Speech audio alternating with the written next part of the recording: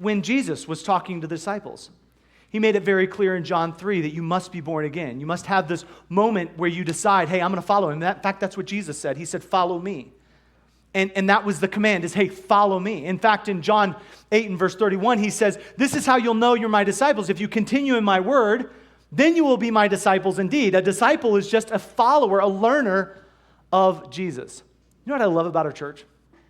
This crowd right here even, is if you lined everyone up outside of this context, and you ask some random stranger, hey, what do all these people have in common? I think they would be baffled. I want you to know we have people in this room who are 100% vegan. And also sitting next to you in this room, God forbid, there are people who only eat meat. I want you to know that in our parking lot, we have the Prius people, those little Prius cars, right? And I'm all about it. You're driving to Culver City, you want to save some gas, I'm fine. But you know what? We don't just have Prius people in this church. We have some big truck people in this church too, right? And these people, they don't care if they're saving gas. They don't care if they're taking up 3 parking spots. In fact, I saw this truck.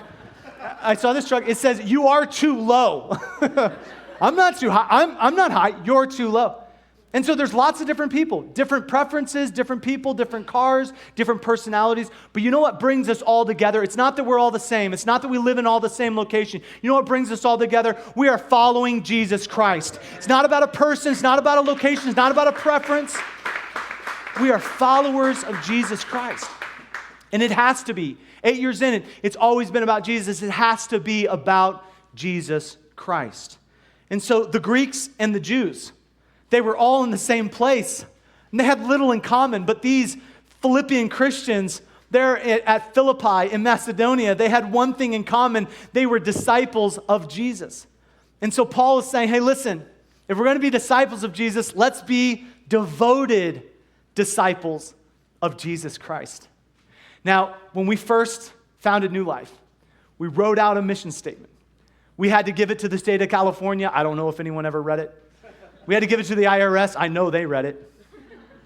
But you know what our reason for existing, our purpose at New Life?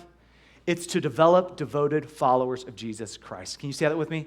Develop devoted followers of Jesus. That's it. You want to know every program, every event, all of our leaders, all of the people, all of our small, everything is geared toward that. Developing devoted followers of Jesus.